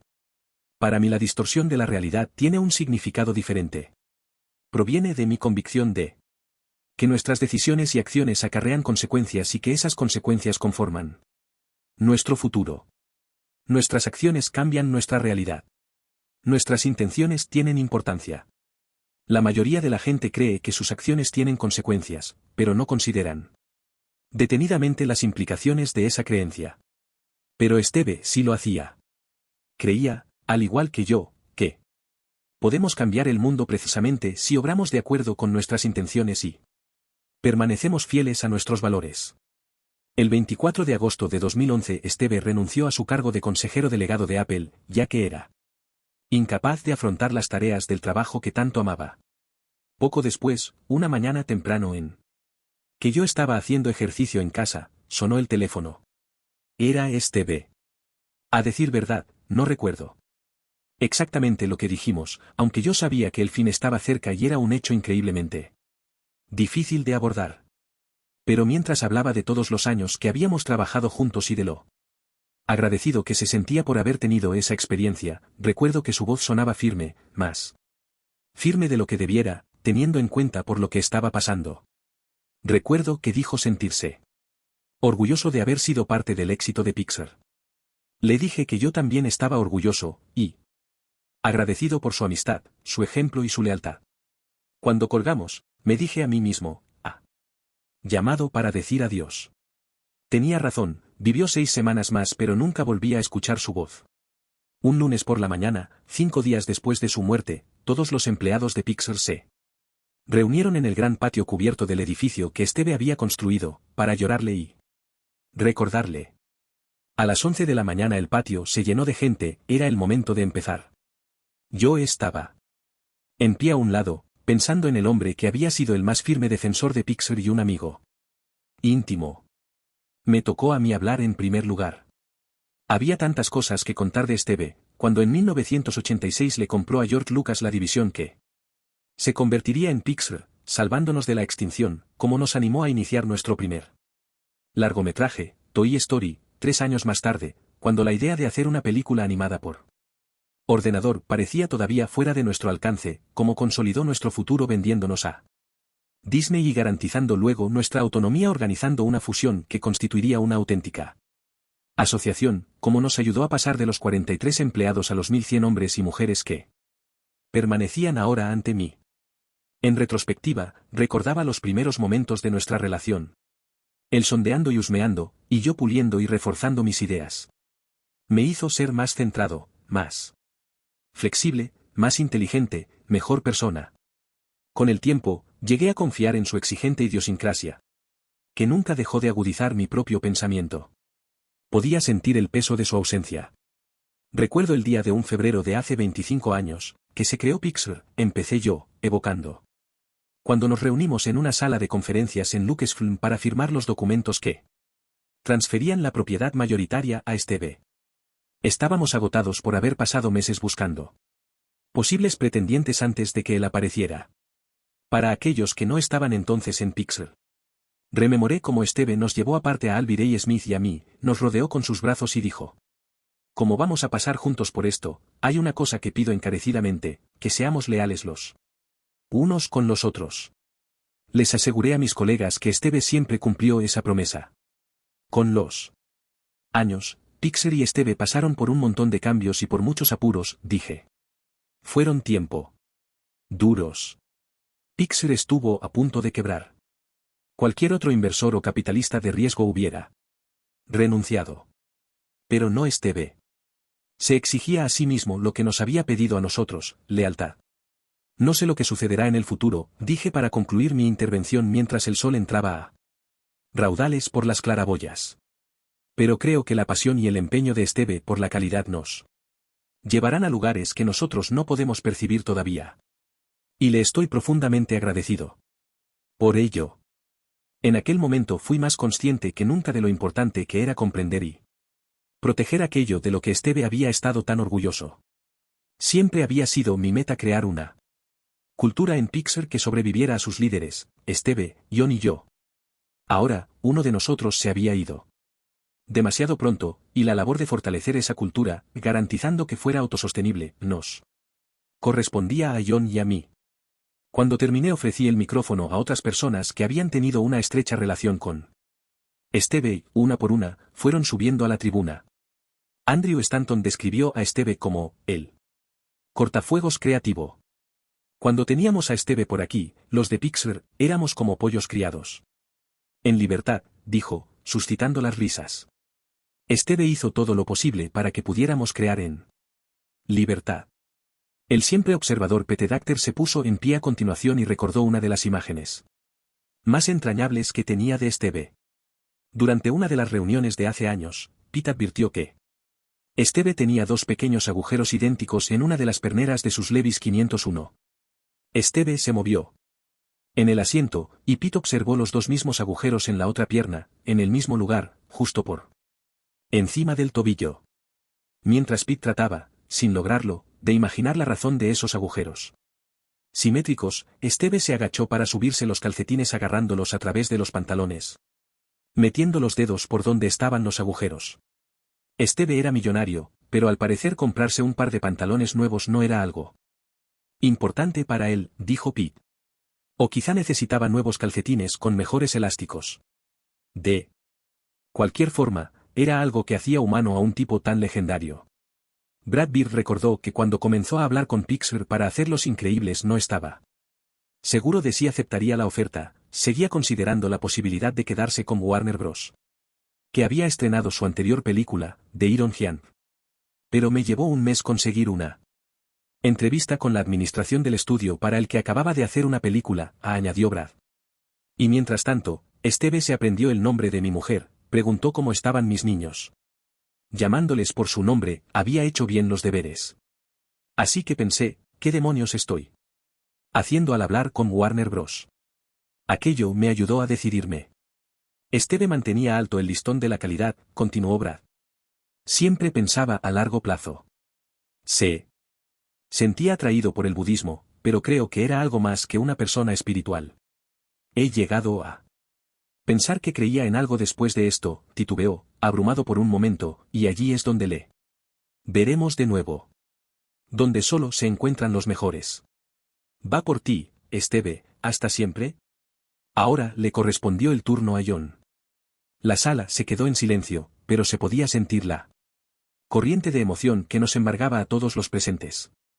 Al subir a la tribuna habló del honor que había sido ser amigo de Steve mientras iba cambiando a mejor, algo a lo que todos aspiramos. Cuando Steve compró nuestra empresa, dijo John, derrochaba confianza. Algunas personas lo llamaban arrogancia, yo lo llamo confianza. Pero básicamente consistía en la convicción de que podía hacer el trabajo de cualquiera mejor que nadie. La gente odiaba entrar en un ascensor de Apple con Steve porque creían que para cuando llegaran al piso de arriba estarían despedidos. Una vez más, todos los congregados prorrumpieron en risas. Pero a medida que Pixar se iba convirtiendo en un estudio de animación, comenzó a fijarse en el trabajo que hacíamos y se quedó asombrado. Se dio cuenta de que no podría ni de lejos hacer lo que nosotros hacíamos. Me gusta pensar que cuando él estaba creando Pixar, cuando él y Lauren se casaron y tuvieron los niños, el darse cuenta de lo brillante que era la gente de Pixar, todo ello lo ayudó a convertirse en el increíble líder que llegó a ser. 3 semanas antes John había visitado a Steve por última vez. Estuvimos hablando durante una hora de los próximos proyectos en los que estaba tan interesado, dijo John con voz trémula. Le miré y me di cuenta de que ese hombre me había dado, nos había dado, todo aquello que yo hubiera podido desear. Le di un fuerte abrazo. Le besé en la mejilla en nombre de todos vosotros, ahora. John estaba llorando, y le dije, gracias. Te quiero, Steve, punto. La sala prorrumpió en aplausos, que solo se acallaron cuando uno de los Pixar Singers subió al escenario. En un tono bajo anunció que dado que el coro de Pixar siempre había cantado en las fiestas de final de película, ahora iban a cantar para Steve. En pie en el edificio al que llamábamos la película de Steve, no pude evitar pensar que a él le habría gustado, era un final adecuado para la producción que fue Steve Jobs. La montaña rusa se había parado y un buen amigo se había apeado de ella, pero el viaje que habíamos hecho juntos estaba ahí. Y había sido un viaje fabuloso. Puntos de partida. Ideas para gestionar. Una cultura creativa. Presentamos aquí algunos de los principios que hemos desarrollado a lo largo de los años para promover y proteger una cultura saludablemente creativa. Sé que cuando se transmite una idea compleja en el eslogan de una camiseta, se corre el riesgo de crear la ilusión de que esa idea se comprende, de paso, se arriesga uno a despojarla de su fuerza. Un refrán que se repite también corre el riesgo de perder su valor. Terminas con algo que es fácil de decir pero no relacionado con la conducta. Pero aunque a lo largo de este libro he desdeñado las frases simplistas, tengo mi propia opinión y creo que podría ser útil compartir con usted algunos de los principios que me parecen más importantes. El truco consiste en considerar cada afirmación como un punto de partida, como una incitación a profundizar más en ella y no como una conclusión. Da una buena idea a un equipo mediocre y la estropeará. Da una idea mediocre a un gran equipo. Y o bien la mejorará o bien encontrará una mejor. Si cuentas con el equipo adecuado es probable que utilice bien las ideas. Cuando tenga que contratar personal, facilítele el potencial para crecer más allá de su actual nivel de competencias. Lo que sean capaces de hacer en el futuro es más importante que lo que puedan hacer hoy. Intente contratar siempre gente que sea más inteligente que usted. Opte siempre por lo mejor. Aunque pueda parecer una potencial amenaza. Si hay gente en su organización que cree no ser libre para sugerir ideas, usted sale perdiendo. No. Descarte las ideas que provienen de fuentes inesperadas. La inspiración puede venir, y lo hace, de cualquier parte. No basta con estar abierto a las ideas de los demás. Aprovechar el talento colectivo de la gente con la que se trabaja es un proceso activo y continuo.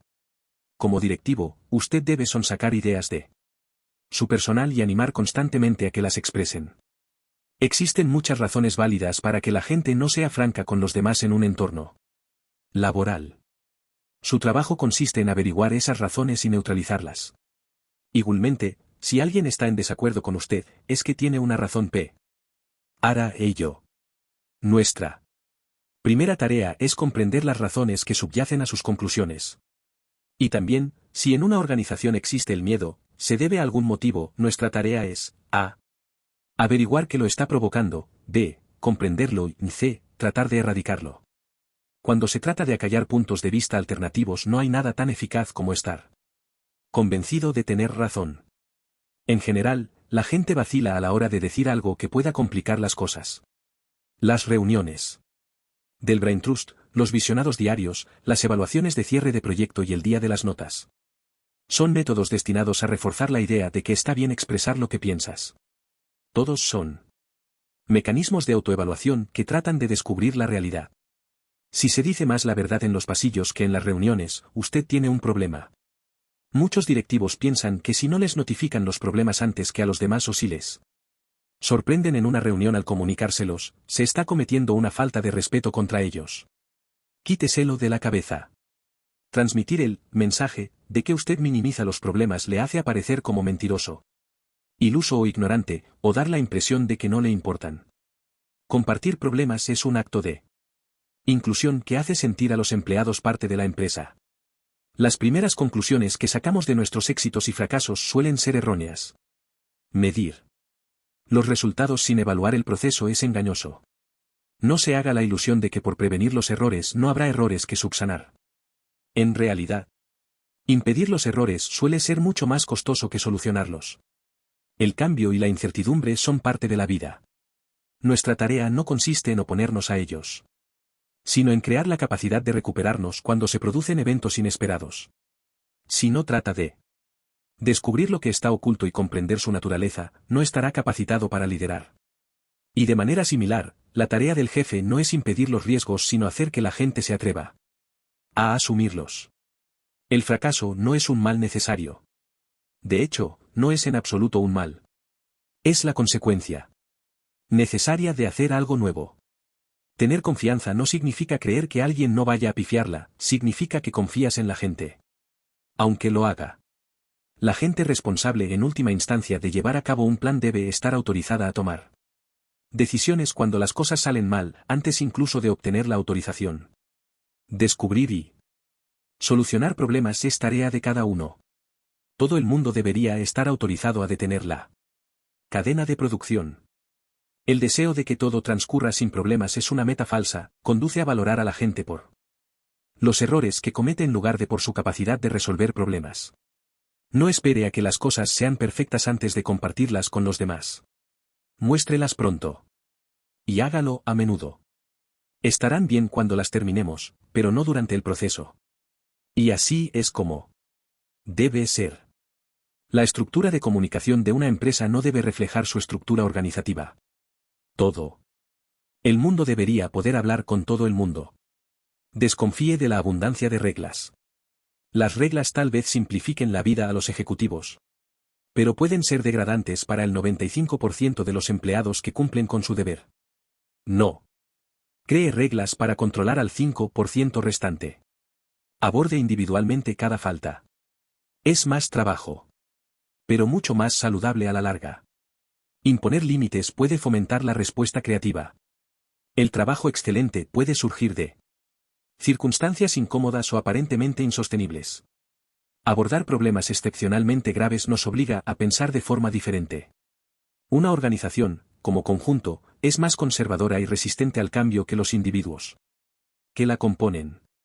No dé por sentado que el acuerdo general conducirá al cambio. Hacer cambiar a un grupo exige mucha energía, aunque todos hayan dado su aprobación. Las organizaciones más saludables se componen de departamentos cuyos programas difieren, pero cuyas metas son interdependientes. Si ganara un solo programa, todos saldríamos perdiendo. Nuestro trabajo como ejecutivos de un entorno creativo es proteger las nuevas ideas de aquellos que no comprenden que para que surja la grandeza debe haber fases más mediocres. Proteja el futuro, no el pasado.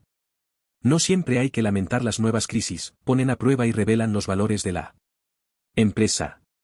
El proceso de resolver los problemas a menudo vincula a la gente y mantiene la cultura en el presente. Excelencia, calidad, y buenos productos deberían ser palabras ganadas, que nos atribuyan los demás, y no proclamadas por nosotros sobre nosotros. No haga que la estabilidad sea una meta. El equilibrio es más importante que la estabilidad. No confunda el proceso con la meta. Trabajar en nuestros procesos para que sean mejores, más sencillos y más eficientes es una actividad indispensable y algo en lo que deberíamos trabajar continuamente, pero no es la meta. La meta es hacer que el producto sea genial. Agradecimientos. Ed Catmull. No se podría escribir un libro como este, que recurre a tantos años de aprendizaje y experiencia, sin la aportación de incontables personas. A algunas de ellas las voy a llamar por su nombre, pero en realidad el libro se beneficia del trabajo de todos mis colegas y amigos de Pixar y Disney. Les estoy agradecido a todos y cada uno de ellos. En primer lugar debo dar las gracias a John Lasseter, director creativo de Pixar y Disney. Nemaschen y amigo de muchos años. John es abierto y generoso hasta la médula. Ha aportado numerosos recuerdos y percepciones. Bob Iger, presidente y director general de Walt Disney Company, apoyó este proyecto desde el principio y su feedback lo hizo inmensamente mejor. Alan Horn y Alan Bergman, presidente del Consejo de Administración y presidente, respectivamente, de Walt Disney Studios, han sido unos líderes juiciosos que han trabajado conmigo a lo largo de muchos cambios. Tengo la suerte de poseer un increíble equipo de directivos con los que trabajo a diario, en Pixar. El director general Jim Morris y la vicepresidenta de Recursos Humanos Lori M.C. Adams, en Disney. Nemaschen, Andrew Milstein, director general, y Anne LeCam, vicepresidenta de Producción y Recursos Humanos. Los cuatro son unos excelentes socios que me hacen ser más inteligente.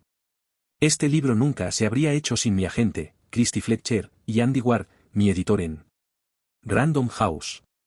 Verdaderamente Andy ha conducido este libro desde su comienzo hasta su finalización.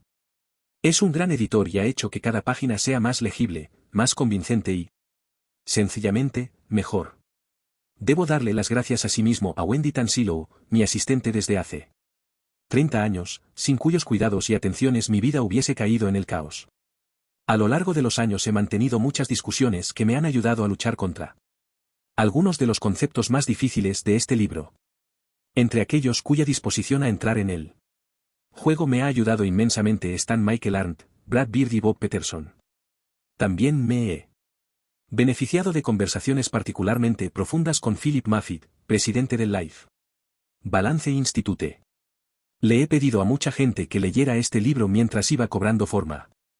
Me tomé ese proceso en gran parte como hacemos cuando visionamos nuestras películas, dando por descontado que cuantas más observaciones se me hiciesen por parte del grupo de personas más variado, mejor y más claro se volvería el libro. Dada su extensión sé que no era un pequeño favor lo que pedía, y sin embargo todas esas personas me ofrecieron su tiempo sin vacilación. Por ello doy las gracias a Jennifer Acker, Darla Anderson, Brad Beard, Ginny Catmull, Lindsay Collins, Pete Docter, Bob Friese, Mark Greenberg, Casey Hawkins, Byron Howard, Michael Jennings, Michael Johnson, Jim Kennedy, John Lasseter, Anne LeCam, Jason Levy, Lawrence Levy, Emily Luose, Lenny Mendanke, Andrew Milstein, Jim Morris, Donna Nubon, Karen Pack, Tom Porter, Corey Rae, Jonas Rivera, Ali Robgani, Peter Sims, Andy Smith, Andrew Stanton, Galen Sussman, Bob Sutton, Karen Tenkoff, Lee Unkrich y Jamie Wolf. Robert Baird, Dan Gerson y Nathan Greno entraron un día en mi despacho con una enorme pizarra, me fueron muy útiles para estructurar el libro. Además, Christine Freeman, la archivera de Pixar, aportó una gran ayuda de investigación, y Liz Kleiman y Cory Knox mantuvieron en marcha muchas piezas cuando yo las perdía de vista, y Oren Jacob ayudó a llenar importantes lagunas. Debo hacer constar que las ideas de este libro se han desarrollado a lo largo de 45 años y en ese viaje han intervenido innumerables personajes. No es un libro de historia. Aunque ofrezco algo de narración cronológica para apoyar los conceptos que presento, soy consciente de que algunas personas, en especial las que ocupan puestos técnicos, no están suficientemente representadas, en gran parte debido a que describir lo que hacen es complejo y menos fácil de compensar. Para que conste, pues, Bill Reeves, Eben Astby y Alby Day Smith fueron fundamentales para lo que considero el mayor triunfo de Pixar, la integración de arte y tecnología, y este libro tiene con ellos una enorme deuda de gratitud. Finalmente, a mi esposa, Susan, y a los 7 niños que rodean nuestras vidas, Ben, David, Ginny, Matt, Michael, Miles y Sean, os doy las gracias por vuestra paciencia, apoyo y amor. También le doy gracias a Earl Catmull, mi padre, que tiene 92 años y que tiene un recuerdo de mi niñez más claro que el mío, sus descripciones de mis primeros años son inestimables. A mi Guayace. Doy las gracias a mi agente, y Liz Cheney, por proporcionarme este proyecto. A Andy Ward, de Random House, por su versátil brillantez. A mi hijo, Jack Newton, por ser perceptivo, divertido e inspirador. A Mary Melton y Jim Nelson, mis editores de la revista Los Ángeles y GQ, por su inmenso apoyo y por haber hecho posible para mí la realización de este libro. A toda la gente de Pixar y Disney Nemaschen que me ayudó a concretar algunos momentos clave, pero en particular a Brad Beard, Pete Docter, Christine Freeman, y Liz Kleiman, John Lasseter, Jim Morris, Tom Porter, Andrew Stanton y Wendy Tansilow. A los historiadores y biógrafos cuyos libros me ayudaron a hacer mejores preguntas, Walter Isaacson, Steve Jobs, Karen Pack, To Infinity and Beyond. The Story of Pixar Nemaschen Studios, David A. Price, de Pixar Touch, The Making of a Company, Michael Rubin, Troy Maker, George Lucas and the Digital Revolution, y James B. Stewart, Disney War. A mis padres, por enseñarme que, si quieres escribir, lee, y a mis queridos amigos, que nunca han dejado de darme buenos consejos, Julie Wagner, Carla Clement, Sacha Feynman, Bengo Ulgers, Carla Hall, Gary Harris, Nancy Ash, John Herbst, Claire Hoffman, Beth Haber, Justin McLeod, J. R. Mouringe, Bob Roe, Julia St. Pierre, Minetaubin Pinger, Valerie Van Galder, Brendan Vaughan y Sherry Wolf. Finalmente a Ed Catmull, por darme la oportunidad y por invitarme a Bour. Gracias por escuchar, y suscríbete a Audiolibros para Todos.